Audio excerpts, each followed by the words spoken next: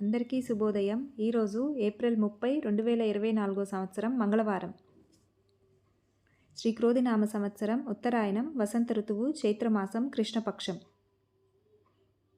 సూర్యోదయ సమయం ఉదయం 5:54 సూర్యాస్తమయం సాయంత్రం 6:32 తిథి షష్ఠి ఉదయం 7:06 వరకు, తదుపరి సప్తమి. నక్షత్రం ఈరోజు మొత్తం పూర్తిగా ఉత్తరాషాఢ నక్షత్రం. రాహుకాలం మధ్యాహ్నం 3:23 నుండి 4:57 వరకు. యమగడియలు ఉదయం 9:03 నుండి 10:38 వరకు.